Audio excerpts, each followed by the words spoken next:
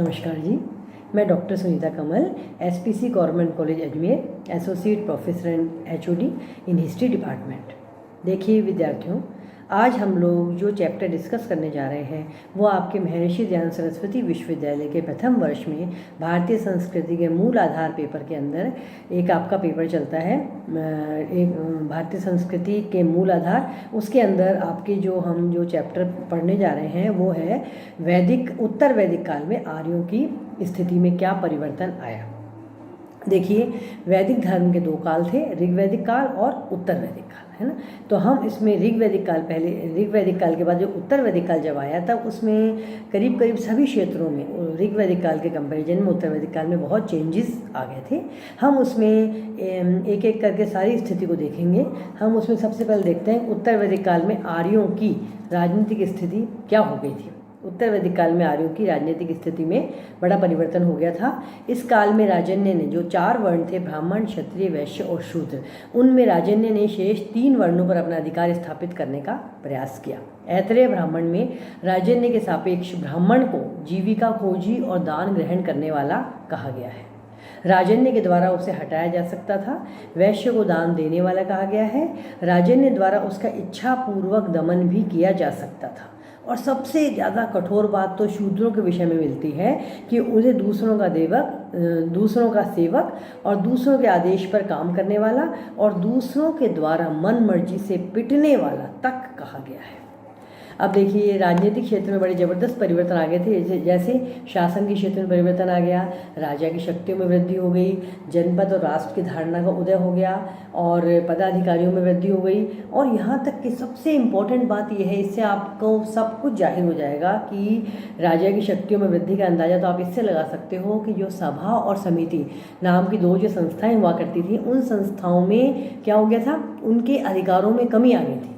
और वो क्या करती थी, वो करती थी कि राजा, उनका काम क्या था, वो समय समय पर मीटिंग करती थी और उसमें राजा को सलाह देती थी कि कैसे कार्य करना है, न्याय के क्षेत्र में, धार्मिक क्षेत्र में, राजनीतिक क्षेत्र में, आर्थिक क्षेत्र में। लेकिन अब आप देखिए, सबसे ज़्यादा तो राजा की शक्तियों में वृद्धि का अंदाजा आप इससे लगा सकते हो कि सभा और समिति के अधिकारों में क्या आ गई, कमी आ गई। अर्थात जाहिर है कि राजा की शक्तियों में वृद्धि हो गई। न्याय व्यवस्था में सुधार हुआ, जनपद राज्यों का प्रारंभ हुआ और राजन्य को, और भी ज़्यादा इससे इम्पोर्टेंट बात यह है कि राजा को भेंट जो दी जाती थी उसकी वो और भी तेज़ी से उसमें गति आई। राजा की भेंट में तेज़ी से गति आना भी राजा की शक्तियों में वृद्धि को इंगित करता है। अब देखिए विद्यार्थियों, ये तो हुआ कि उत्तर वैदिक काल में राजनीतिक स्थिति में क्या परिवर्तन आया। अब हम देखते हैं कि उत्तर वैदिक काल में आर्यों की सामाजिक स्थिति में क्या बदलाव आया। सामाजिक स्थिति में परिवर्तन आना भी उत्तर वैदिक काल में बड़ी इम्पोर्टेंस रखता है कि सामाजिक क्षेत्र में क्या परिवर्तन आया।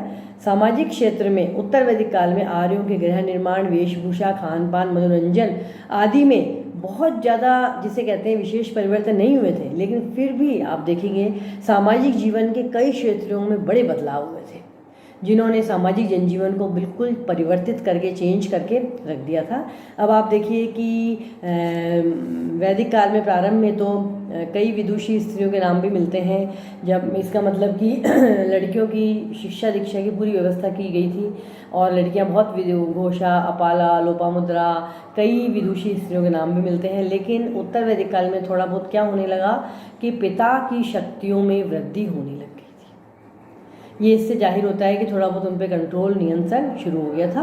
पिता की शक्तियों में वृद्धि होना भी इस चीज़ को दर्शाता है। अच्छा, गौत्र व्यवस्था प्रारंभ हो गई थी, नगरों का उदय होने लग गया था और मतलब ग्रामीण क्षेत्र से नगरीय क्षेत्र में पलायन प्रारंभ हो गया था।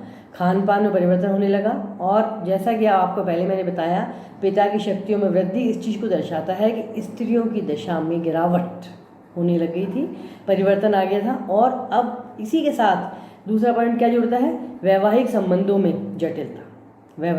में जटिलता आने लग गई थी और वर्ण व्यवस्था में जटिलता तो सबसे बड़ा सामाजिक बदलाव है। वर्ण व्यवस्था में जटिलता सबसे बड़ा सामाजिक बदलाव है। और आश्रम व्यवस्था की दृढ़ता, वैसे आश्रम व्यवस्था की दृढ़ता जो है वो सामाजिक क्षेत्र के संगठन को मजबूत करता है। आश्रम व्यवस्था की दृढ़ता। अब इसी प्रकार से हमें देखते हैं, हमने राजनीतिक में देखा बदलाव, सामाजिक क्षेत्र में बदलाव देखा, उसी प्रकार से हम देखते हैं कि आर्थिक क्षेत्र में क्या बदलाव आया। उत्तर वैदिक काल तक आते आते आर्थिक क्षेत्र में क्या बदलाव आया। आर्थिक क्षेत्र में धातु ज्ञान में वृद्धि होने लगी, लोहे के उपयोग में वृद्धि हुई, वैश्यों के काम का निर्धारण हो गया और कृषि में आमूलचूल परिवर्तन हुआ। और हालांकि हम ये भी कह सकते हैं कृषि के क्षेत्र में थोड़ी नई तकनीक भी विकसित हुई थी और इसीलिए बदलाव आया। मतलब आप देखिए आर्थिक क्षेत्र में बदलाव थोड़ा पॉजिटिव बदलाव था कुछ चीज़ों के अंदर, कि इसमें क्या होने लगा, कृषि में आमूलचूल परिवर्तन होने से ही वाणिज्य और व्यापार में उन्नति होने लगी और उसके साथ साथ में ही कुछ छोटे छोटे कुटीर उद्योग धंधे जो हैं वो चालू होने लगे।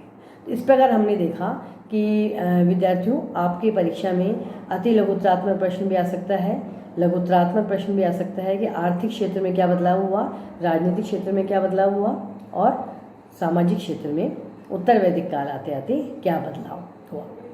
नमस्कार।